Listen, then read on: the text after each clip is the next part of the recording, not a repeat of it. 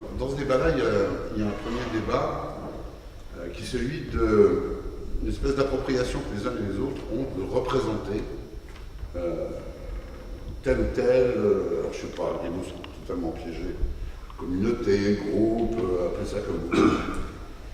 Alors, je pense que aujourd'hui, il est difficile de déterminer qui représente qui et si quelqu'un a une réelle représentativité. Je ne pense pas que tel mouvement qui se prétend représentatif des quartiers ou de ceux-ci réponde à ce qu'il prétend être. Je ne prétends pas que la Ligue des droits de l'homme représente le mouvement antiraciste dans son ensemble, encore moins d'ailleurs quand il s'agit d'autres organisations avec lesquelles elle entretient de francs désaccords. Pour parler clair, parce que c'est quand même pas un scoop, je parle de la SOS ou de la LICRA.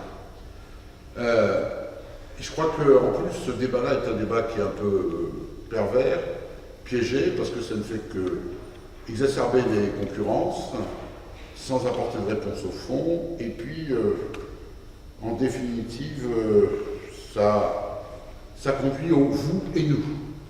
Mais je ne pense pas que le vous et nous, indépendamment du débat de fond sur lequel je vais revenir, ce soit quelque chose ni de positif, ni qui nous permette de progresser. Sur les constats, on peut être très largement d'accord. Moi, je me souviens qu'au moment où avait été lancé l'appel des indigènes, j'avais fait un débat au CDTIM avec André Adriano pour expliquer pourquoi j'étais à l'époque président de la Ligue. La Ligue partageait le constat de cet appel et n'en tirait pas les mêmes conséquences, et conséquences de quoi ne le signait pas. Sur l'état de discrimination, sur les pratiques racistes de l'appareil d'État, sur le post-colonial, sur cet universalisme abstrait, blanc, diraient d'autres, que l'on nous serine comme qui évolue entre nous sommes tous frères, Dieu nous a créés à son image, vieille version chrétienne de l'antiracisme, à nous sommes tous égaux, mais pourvu que cette égalité soit issue du monde occidental et donc en particulier blanc, ça ne fait pas de difficulté. Et après, on peut se battre sur les mots, racisme d'État, moi je dis pratique raciste de l'appareil d'État, on peut se battre sur la notion de racialisation, etc. Mais là, ça devient plus des débats, je dirais presque sémantiques, qui font divergence entre nous. Le constat, il est bien là. Il est bien là sur les pratiques racistes, il est bien là sur le fait que la vie d'un habitant de banlieue, ça ne vaut pas pour les forces de l'ordre la même chose que la vie d'un habitant du 16e ou du 17e arrondissement de Paris, etc., etc. Le département du 93, notamment en matière scolaire, en est un triste exemple, sur la ghettoisation. Tout cela sont des constats que l'on partage, et que l'on partage y compris dans leurs sources. C'est-à-dire que pour moi, effectivement, je pense que c'est pas un hasard si la France a attendu qu'un historien américain mette le pied dans le plat sur le rôle de Vichy et une grande partie de la France dans la collaboration et qu'il a fallu attendre 1970 pour que la France commence à régler ses comptes avec son rôle dans l'histoire de la Deuxième Guerre mondiale, et que nous n'avons toujours pas réglé le rôle de la France dans la colonisation et sa vision post-coloniale. L'on puisse encore parler d'immigrés de la deuxième, la troisième, la quatrième génération, on sera bientôt à la 25e, pour des gens qui sont nés en France et qui quittent la France, montre l'étendue de la plaie et du problème. Où naissent, à mon avis, les divergences d'analyse. Je ne vais pas les centrer autour des prises de position d'organisation, parce que celles-ci sont souvent contingentes, liées à des rivalités, à des soucis de chapelle, voire à des rapports personnels exacerbés, ceci ou cela. Mais je préfère pointer plutôt carrément quelques divergences d'idées au risque que ça alimente de manière un peu abrupte le débat. La première contradiction, c'est que la réduction du débat sur le racisme et les discriminations à la question de la racialisation non seulement ne pas ignorer la complexité des problèmes et leur interaction, mais contribue au voyou, à un phénomène de repli sur soi. Et sur ce terrain-là, je pense que toute une pratique, tout un discours arrive à une forme, et je le critique bien entendu, d'essentialisation, où la réponse à ces phénomènes de rationalisation, c'est on reste enfermé en faisant de ceci l'alpha et l'oméga du problème. Or, je n'ai pas envie de faire de hiérarchie, mais je dis que, Eric l'a abordé d'une certaine manière tout à l'heure, je dis que la question sociale, la question du genre, la question de, etc., la question de la manière d'appréhender le fait religieux, etc., sont des questions qui doivent entrer en ligne de compte, qui ne se contredisent pas avec cette racialisation, mais qui en sont aussi partie prenante dans l'exercitation des débats tels que nous les connaissons. J'ai évoqué, je ne vais pas y revenir très longtemps, cette question sur l'appareil d'État. Bon, la Ligue, on a l'inconvénient d'être un peu juriste. C'est un peu ce qui a fait notre fonction quand on se battait contre les conseils de guerre à notre fondation. Mais c'est vrai qu'on aime bien rester dans ce qui est bien nommé.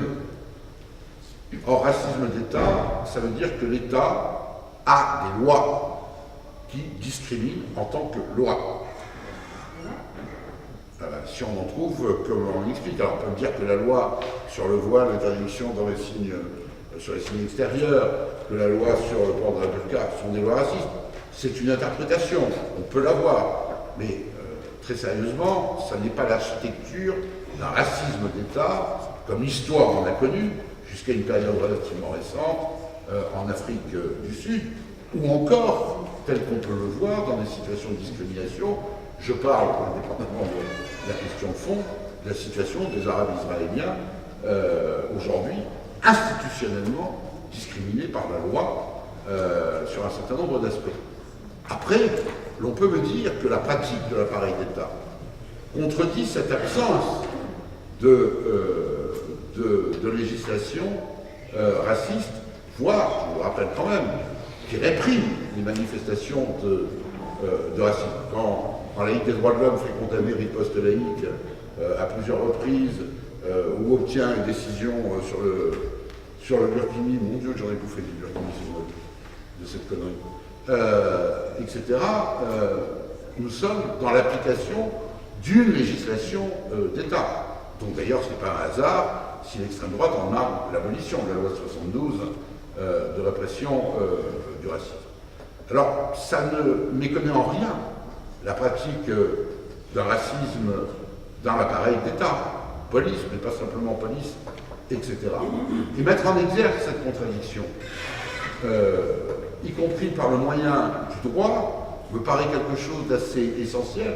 C'est ce que on saura bien d'ailleurs quand la Cour de cassation statuera sur le délit de faciès qui lui a été soumis il y a quelques jours, si elle confirme les condamnations qui ont été prononcées. Dernier point, avant d'en venir à ma conclusion, il y a aussi un débat qui vous paraître superfétatoire, mais qui n'est pas neutre. C'est un débat autour du terme dignité. Car je ne sais pas si vous avez remarqué, le mot dignité revient souvent dans le débat racisé, pas racisé, la revendication de dignité. Et qui est bien évidemment une revendication parfaitement légitime. Le problème de la dignité, c'est qu'elle a une dimension subjective qui ne recouvre pas la question de l'égalité des hommes. Et pour nous, tout en étant sensibles à cette question de dignité, l'égalité des droits, c'est quelque chose qui nous paraît primé sur toute autre considération. Sans vouloir faire de polémique inutile, M. Eric Ciotti et autres islamophobes d'évidence de la droite est en train d'essayer d'utiliser la notion de dignité pour nous pondre un projet de loi pour l'interdiction du voile sur la place publique au travers d'une décision devenue célèbre du Conseil d'État en institut dignité, c'est-à-dire le lancer de nains. Je ne me souviens pas d'une interdiction, un jeu assez horrible qui consistait à jeter un nain en de boule dans un jeu de quilles, ce qui a fait l'objet d'une interdiction du Conseil d'État. Alors après, voilà, j'ai listé un certain nombre de divergences qui font débat. Et ces débats me paraissent légitimes, et ils n'ont pas lieu d'entraîner ni des échanges d'Orient, ni des échanges physiques, je pense à Exhibit B, ni à des agressions physiques, et qui puissent être menées légitimement. Ce débat sur l'autonomie qu'a évoqué Éric, moi je conçois qu'il choque. Moi, je veux dire déjà que je me souviens, jeune étudiant, que j'avais quand même été, comment dirais-je, surpris quand je m'étais fait lourder de réunions de femmes dans les années 70, au début des années 70. On a découvert cela. Je ne dis pas que ce n'était pas légitime, je dis que cela peut poser question. Est-ce une étape obligée de la lutte? Est-ce une étape obligée de la situation en raison de la chose? C'est parfaitement possible. Ce que je sais, c'est qu'il y a deux manières de concevoir l'autonomie. Soit comme une fin en soi, et alors à partir de ce moment-là, c'est effectivement une coupure, c'est le vous et nous, mais c'est surtout pratiquer, il faut que tout change pour que rien ne change. Soit c'est une manière d'ouvrir, de dire à l'autre que l'on a besoin de cette autonomie pour pouvoir agir et pour pouvoir être sur un pied d'égalité avec l'autre. Et à partir de là, rien ne sert d'exiger de ses interlocuteurs une espèce d'adhésion béate au motif que d'un côté il y aurait les bons, les victimes, et de l'autre côté le camp dominant, celui des dominants, comme le nom l'indique. Nous avons besoin là-dessus de faire preuve de dialogue et de faire preuve d'écoute, sans a priori en évitant de définir qui sont les bons et les mauvais. Je ne parle pas bien évidemment de ceux qui se situent en dehors des cadres de cette discussion. Ce qui me fait dire que, et je le vois moi au contraire, je me retrouve, alors apparemment c'est pas le cas à Bagnolet, c'est possible que ce soit pas le cas à Bagnolet, j'ai pas les mêmes informations que vous, mais je ne veux pas m'amuser à dialoguer, enfin à contredire vos informations ou autres, c'est pas forcément, pas nécessairement le débat. Et puis au fond vous avez peut-être raison, je ne voudrais pas trancher là-dessus, j'ai pas moi-même constaté. Mais ce que je sais, c'est que nous pouvons, et nous nous retrouvons sur des pratiques communes. Quand je me retrouve à coordonner les actions du collectif contre l'islamophobie et de la Ligue des droits de l'homme cet été, mais à d'autres moments, nous sommes sur le même terrain de la lutte contre l'islamophobie ou autre. Et je pense que sur ce point-là, nous avons à faire en sorte que nous puissions agir en commun, sans exiger que nous soyons en raccro sur tout, que nous ayons la même analyse sur tout, que nous soyons d'accord sur le blanc, le pas blanc, le rose, le rouge, le vert ou les choses à bois vert. Et il y a quelques dissensions dans le mouvement de soutien aux Roms. Là, j'ai une vague audition de quelques... Il n'empêche que là aussi, nous avons besoin, non pas de les éviter, non pas de les nier, mais de nous refonder dans une action commune, en même temps en faisant progresser l'analyse. Et je terminerai mon propos en disant, Éric l'a abordé, j'ai employé la terminologie au début en disant, parlant de l'universel abstrait. Je suis absolument convaincu que cet universel abstrait qui fait que on proclame les droits de l'homme en général, et surtout quand il s'agit d'un mode de jus operandi occidental et au profit de la domination occidentale, est absolument ravageur et est absolument ravageur dans l'histoire. Mais la question de l'universel, on n'y échappera pas quand même. Parce qu'il reste quelque chose qui est une donnée dont je demande à tout le monde d'avoir conscience. Il n'y a qu'une seule humanité. Qu'une seule. On ne peut pas considérer que l'existence de ce groupe, l'existence d'une diversité, et qui doit être protégée, maintenue, qui est un enrichissement de l'humanité, aboutit à un morcellement de celle-ci.